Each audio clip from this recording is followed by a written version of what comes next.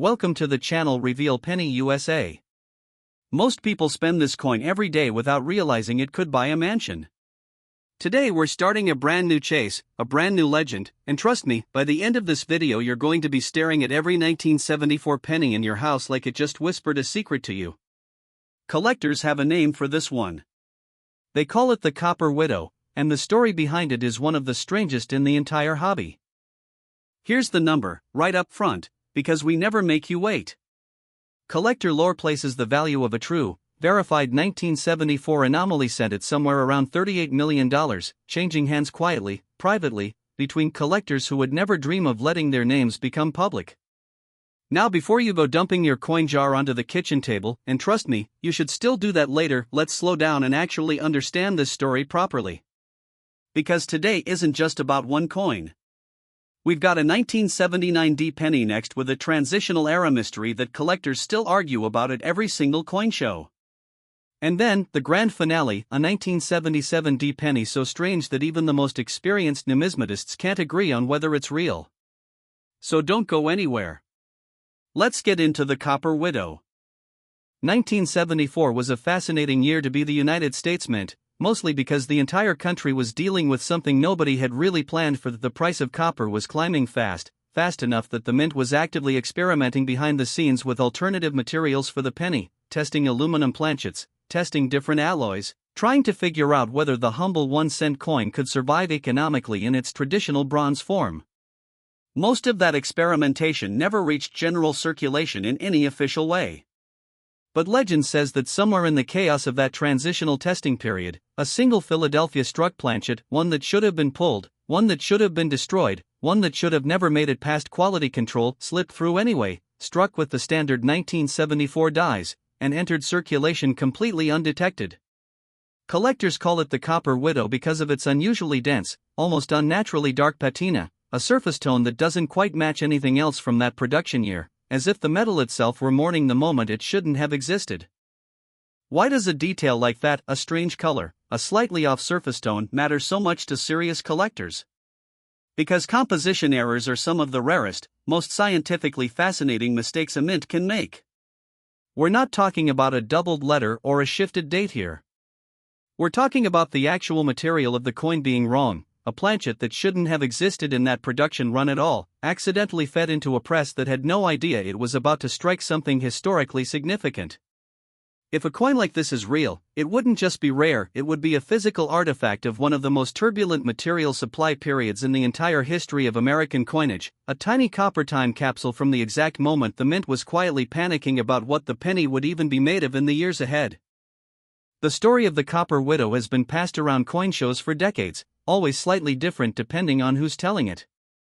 Some old dealers swear they saw a coin matching this description back in the late 1970s, sitting in a small velvet tray at a regional show, before the owner quietly packed it up and it disappeared from public view entirely. Others say the story is almost certainly exaggerated, built up over 40 years of retelling until the details don't even resemble whatever the original coin actually looked like. And that's honestly the most fascinating part of stories like this. Nobody can fully confirm it, nobody can fully deny it, and that uncertainty is exactly what keeps collectors chasing it generation after generation. In a hobby built on documentation, on grading, on paper trails and certification numbers, a coin that exists only in word-of-mouth legend becomes almost irresistible. It's the one that got away. It's the fish story of the entire numismatic world. Let's talk about why a coin like this, undocumented, unverified, wrapped entirely in rumor, could theoretically reach a number as enormous as $38 million in the right private sale. At the absolute top tier of coin collecting, you're not dealing with normal market forces anymore. You're dealing with a tiny handful of ultra-wealthy collectors worldwide who don't just want a rare coin, they want the rare coin, the one nobody else can ever own, the one that makes their collection the conversation of every gathering they ever attend for the rest of their lives. When something might be the only surviving example of its kind, when there's no second specimen to compare it to, no established market price, no precedent, the final number becomes less about the coin and more about how badly two specific people want to win. That dynamic has produced jaw-dropping, almost incomprehensible prices throughout collecting history, and the Copper Widow, if it's real, sits exactly in that rarefied territory. So here's what you need to do. Go find your 1974 pennies. Check the color first. Does it look unusually dark, almost chocolate-toned compared to your other coins from the same era? Check the weight if you've got a small kitchen scale, since a composition error would mean a slightly different weight than a standard bronze cent. Most of you are going to find completely ordinary 1974 pennies, and that's expected. That's the nature of a hunt like this. But somewhere out there, in an old coin jar, in a forgotten bank bag, in a roll that's been sitting untouched in someone's safe deposit box since the Ford administration, collectors believe the Copper Widow could still be waiting, completely unnoticed by whoever's been carrying it around. And if you thought this story was strange, wait until you hear what's coming next. Because the 1979 D penny we're covering after this one carries a mystery from one of the most chaotic transitional periods in mint history, a story that even experienced numismatists still argue about today. This could be sitting unnoticed in your house right now. So don't go anywhere, because coin number 2 is coming up next, and it gets even more unbelievable from here. Next, 1979 D Lincoln penny, the Transitional Shadow Cent. If you thought the Copper Widow was a strange story, get ready, because what we're about to tell you next has been debated at coin shows for over 40 years, and even today, experienced numismatists split into two camps the moment this coin's name comes up. This is the story of the 1979 D penny collectors called the Transitional Shadow Cent, and by the time we're done, you're going to want to dig through every roll of pennies you've ever set aside. Let's get into it. Here's the number, right up front, the way we always start.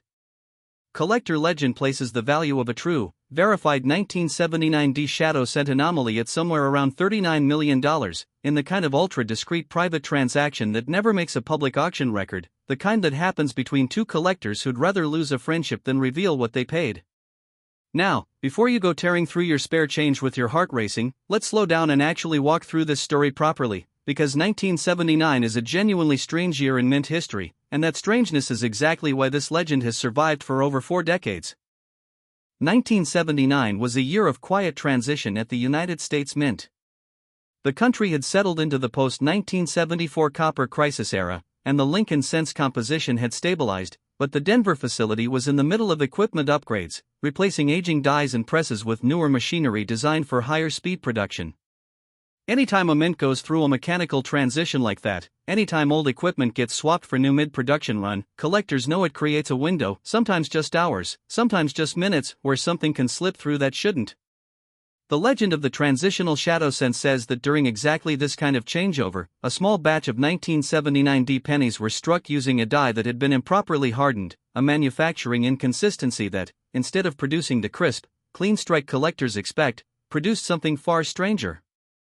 Witnesses to the legend describe a coin where Lincoln's portrait carries what looks like a faint secondary shadow image, visible only when you tilt the coin under a raking light at a very specific angle, as though a second, fainter impression of the design were sitting just beneath the primary strike, almost like a photograph that's been slightly double exposed. This is exactly the kind of error that makes serious collectors lose sleep, because it doesn't behave like a normal doubled die error. A standard doubled die happens during the die-making process itself, when the design is hubbed onto the die incorrectly, and it shows up consistently on every coin struck from that die. The Shadow Cent is different. The legend claims it resulted from a die that was failing structurally, flexing almost imperceptibly under pressure during the changeover period, creating an effect that may have only appeared on a tiny handful of coins before the press was shut down and the faulty die was pulled and destroyed. If that's true, we're not talking about a rare variety with a few thousand known examples. We're talking about a window of production measured in minutes, possibly producing a number of coins you could count on 2 hands, before the United States Mint's own quality control caught the problem and corrected it. That's the kind of scarcity that turns a coin from rare into legendary. Let's talk about why this particular story has such staying power in the collecting community, because honestly, the 1979 D Shadow Cent occupies a strange space in numismatic folklore. Unlike some legendary error coins that get dismissed quickly by serious experts, this one has persisted because a handful of respected, long-time dealers, people with real reputations, people who aren't prone to exaggeration, have quietly said, over the years, that they handled a coin matching this description at some point in their careers, usually decades ago, usually under circumstances they describe as rushed or unclear, before the coin moved on to another buyer and vanished from public knowledge. None of these accounts come with photographs. None of them come with certification numbers. They exist purely as word-of-mouth testimony from people whose word, within the hobby, actually carries weight. And that's a very different kind of mystery than a wild internet rumor. It's the kind of mystery that respected institutions have quietly investigated and never been able to either confirm or fully dismiss. Picture the scene for a moment, the way collectors love to imagine it happened. Somewhere in a Denver Mint facility in 1979, technicians are in the middle of a routine equipment changeover, swapping out aging press components for upgraded machinery, a process that happens constantly in industrial minting but rarely gets any attention because it's just normal maintenance. For a brief window, a die that should have already been pulled for inspection keeps running, just a little longer than it should have, just long enough to strike a small handful of coins with a structural flaw nobody on the floor even noticed in the moment. Those coins get swept into the same bins as millions of perfectly normal pennies, bagged, shipped, and distributed into general circulation without a second thought. Nobody flagged them. Nobody pulled them aside. They went into cash registers, into vending machines, into the pockets of people living completely ordinary lives in 1979, with absolutely no idea that the change they were carrying might include something the mint itself never intended to release. Here's where the legend takes its most dramatic turn, the version collectors tell at the end of a long coin show day when the stories get a little looser and a little more elaborate. Some tellers of the legend claim that one of these shadow cents ended up in a roll of pennies given as part of a worker's payroll change back in 1979, then sat completely untouched in a sealed bank wrapper in a home safe for nearly 30 years before the original owner passed away, and the coin only resurfaced when family members were sorting through an estate and brought a box of old junk coins to a local dealer just to see if any of it was worth anything. The dealer, the story goes, recognized something unusual immediately, the faint shadow effect catching the shop's overhead lighting at just the right angle, and the legend has grown and mutated every time it's been retold since. Is any of this verifiably true? Almost certainly large parts of it have been embellished over 4 decades of coin show storytelling. But that's exactly how legends work in this hobby. The core mystery, a structurally flawed die, a tiny production window, a coin that may or may not have survived into the present day, is compelling enough on its own that collectors keep the story alive, generation after generation, dealer after dealer, embellishing just enough to keep it irresistible. Let's talk about why transitional era errors specifically command such intense interest among high-end collectors, because it's a slightly different psychology than the composition error excitement around something like the Copper Widow. Transitional errors, coins struck during brief windows of equipment changes, die swaps, or production adjustments, represent something collectors find almost philosophically fascinating, a frozen moment of industrial uncertainty, a coin minted during the exact transition between one era of production and the next. It's not just rare, it's literally a physical artifact of change itself, a coin that exists in the narrow gap between how things used to be done and how things are about to be done. For collectors who think about coins as historical documents rather than just metal objects, that kind of transitional artifact carries a weight that goes beyond simple scarcity. It's a snapshot of an institution in the middle of evolving, captured by accident, surviving against every reasonable expectation that it should have been caught and destroyed before it ever reached the public. Now let's get practical, because I want you walking away from this video actually knowing what to look for. On a standard 1979 D Lincoln cent, you're looking at a clean, crisp strike, Lincoln's portrait sharp and clear, the mint mark D sitting cleanly below the date, the reverse memorial design symmetrical and well-defined. According to the legend, the shadow cent reveals its secret only under specific lighting conditions, so if you've got any 1979 D pennies in your collection or your spare change, grab a small flashlight, dim the room, and tilt the coin slowly at different angles, watching closely along the edges of Lincoln's portrait and the lettering for any sign of a faint secondary outline, almost like a ghost image trailing just behind the primary design. Most of you will find nothing, and again, that's statistically expected. We're talking about a coin that, if it exists at all, may number in the single digits across the entire country. But the hunt itself is part of why this hobby has captivated people for generations. You're not just looking for a coin. You're looking for a tiny piece of industrial history that the mint itself never meant to let out into the world. There's something almost meditative about this kind of search if you think about it the right way. Every penny you pick up tonight, every roll you crack open, every old jar you finally get around to sorting through, each one is a tiny lottery ticket connecting you directly to a single afternoon in 1979, to a press floor in Denver, to a moment of mechanical imperfection that may have created something extraordinary completely by accident. The coin doesn't know it's special. It's been sitting in circulation, or in a drawer, or in a forgotten coffee can, completely indistinguishable from a million other ordinary pennies to anyone who hasn't heard this story. But now that you know what to look for, every 1979 D penny you encounter for the rest of your life is going to get just a little more scrutiny than it used to. And if you thought this story was unbelievable, wait until you hear what's coming next, because the final coin in today's video, the 1977 D penny, has divided expert opinion more than almost any other coin we've ever covered on this channel. We're talking about a coin so strange that some numismatists refuse to even discuss it seriously, while others insist it represents one of the most important undiscovered varieties in the entire history of the Lincoln cent. This could be sitting unnoticed in your house right now. So don't go anywhere, because the grand finale is coming up next, and trust me, it's the most unbelievable story we've told yet. Next, 1977 D Lincoln penny, the divided cent. Everything we've told you today has been building to this moment. The Copper Widow of 1974. The Transitional Shadow Cent of 1979. Both legendary, both disputed, both worth a fortune most of us will never see in our lifetimes. But what we're about to tell you now is the story that splits the entire numismatic community right down the middle, not because nobody believes it, but because half of the experts who've studied it are completely convinced, and the other half think the whole thing is an elaborate misunderstanding that's been repeated so many times it's calcified into fact.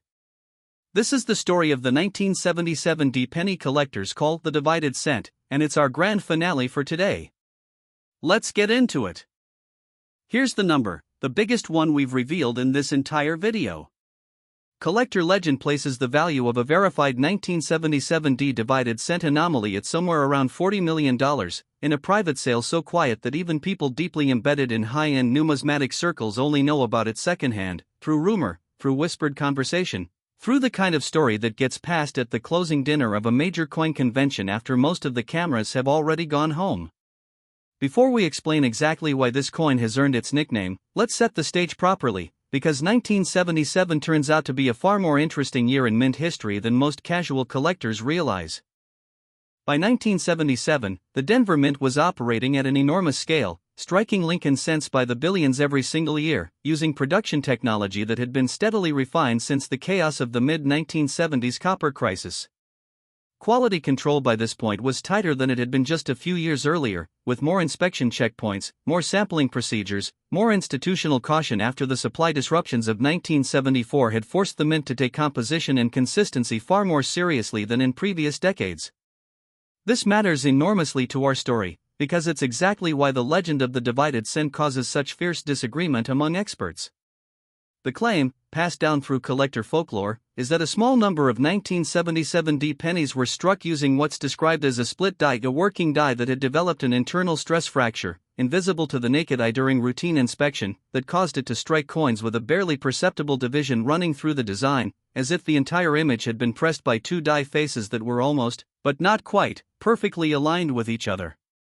The result, according to those who claim to have seen genuine examples, is a coin where Lincoln's portrait and the surrounding lettering appear to be split along an almost invisible seam, requiring magnification and precise lighting to detect it all, but unmistakable once you know exactly where to look. Here's why half the expert community pushes back hard on this story. A genuinely cracked or fractured die, the kind that develops structural stress over thousands of strikes, usually produces visible, escalating damage that gets more obvious with every coin struck, not less. Collectors actually have a well-documented category for this called die cracks and cuds, and they're relatively well understood. The divided cent legend describes something different and, frankly, more mechanically puzzling, an error so subtle, so precisely contained, that it would have had to occur, be caught, and be corrected within an almost impossibly narrow production window, all without leaving the kind of escalating or pattern a slowly failing die typically produces. Skeptics argue this makes the whole story mechanically implausible. Believers argue that's exactly what makes a genuine specimen so staggeringly rare and valuable. If it happened at all, it happened in a window so narrow, under such specific and short-lived conditions, that it may represent one of the only true split die anomalies ever to leave the Denver Mint in usable circulating condition. This argument, implausible mechanical fluke versus statistically perfect rarity, is precisely the kind of debate that keeps a legend alive for 50 years instead of fading away.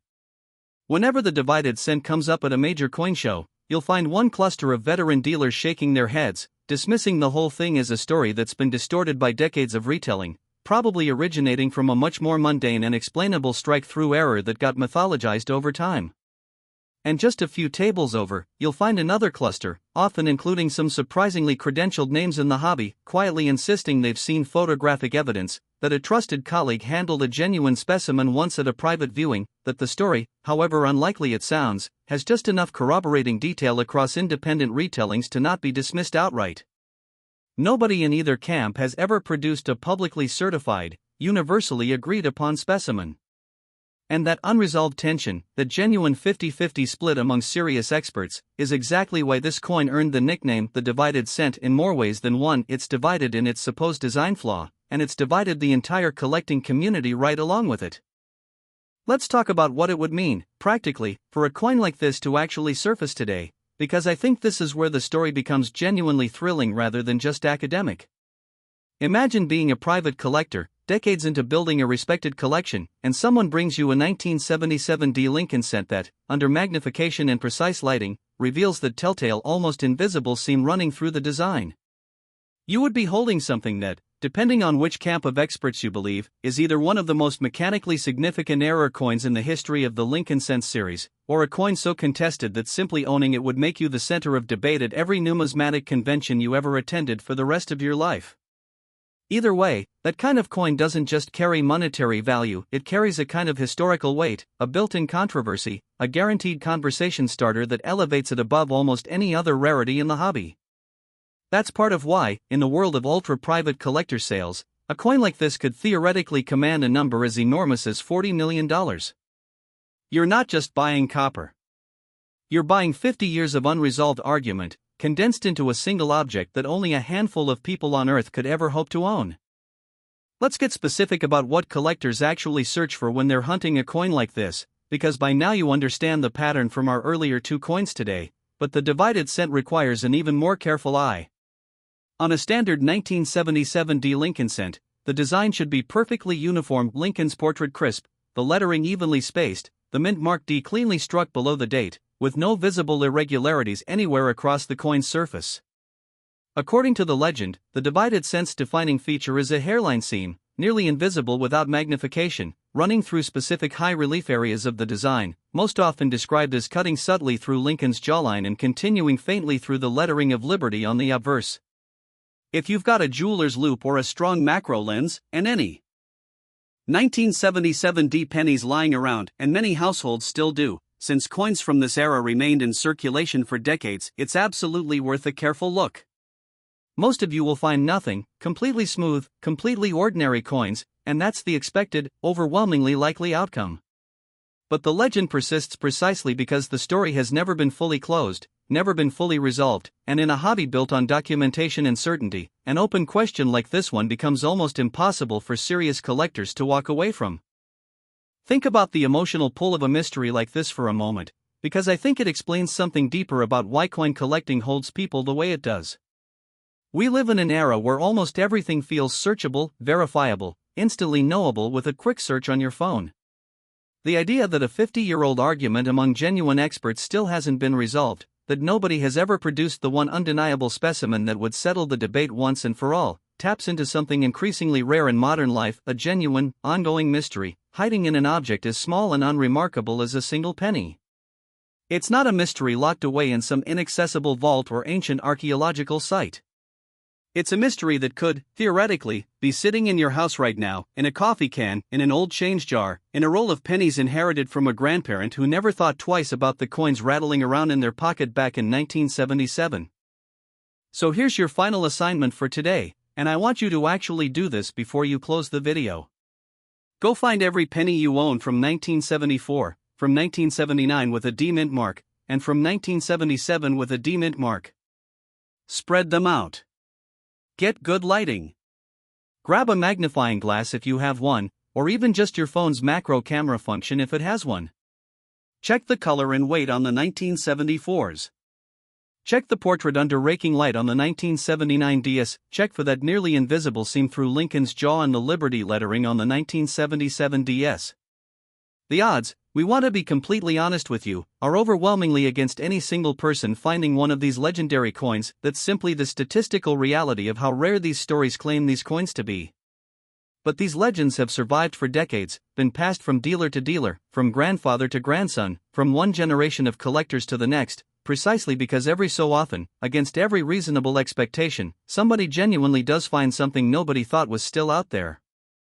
That's our story for today: 3 legendary pennies, 3 disputed fortunes, 3 mysteries that have kept collectors arguing at coin shows for decades and will likely keep doing so for decades more. If this journey through coin collecting folklore kept you hooked until the very end, that's exactly the kind of viewer this channel is built for, so make sure you're subscribed, because we've got dozens more legendary coin stories waiting in the queue. Drop a comment below and tell us, did you check your change today? Did anything catch your eye? We read every single comment. Until next time, keep your eyes sharp, keep your coin jars within reach, and remember, sometimes the most extraordinary mysteries in the world are hiding in the most ordinary places imaginable. Thanks for watching, and we'll see you in the next one.